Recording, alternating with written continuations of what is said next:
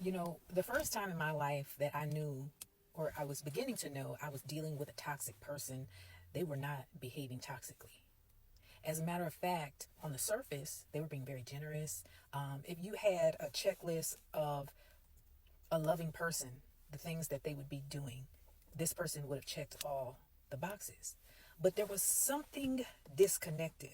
And this is what is going to reveal the bigger picture. And I don't want you to miss.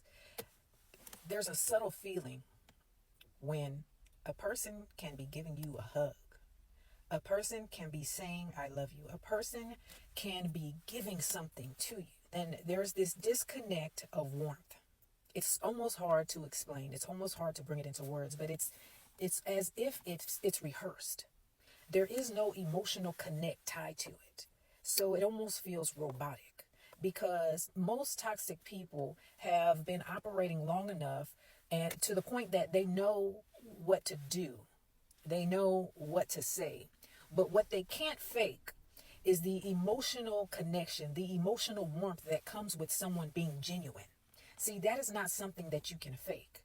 And so when you are a person that you show up genuinely, you show up authentically, you got to pay attention to that subtle disconnect you feel. And it's that it doesn't jump out at you at once, but it makes you pause. It makes you question, like, why does it feel like this person is being fake?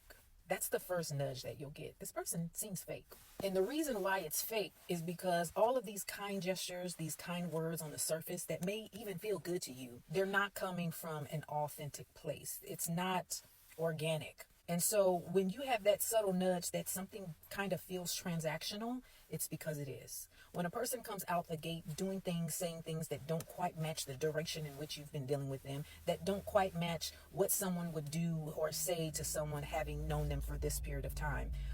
What it is that it is transactional because they're often doing these things with an expectancy down the line.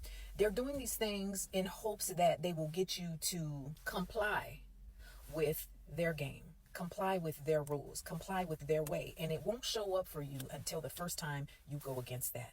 The first time that you say no, the first time that you may ask for, you disrupt the game. When you disrupt the game in whatever way that is, whether it's you question something, you express that you have concern about something, you express that maybe you were hurt, your feelings were hurt, anything that goes against what they had in mind, pay attention to their behavior after that. Because a person who is malicious in their intent, they can only thrive when the cards keep falling the way they want them to.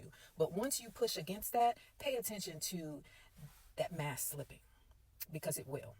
And that's going to tell you everything you need to know about the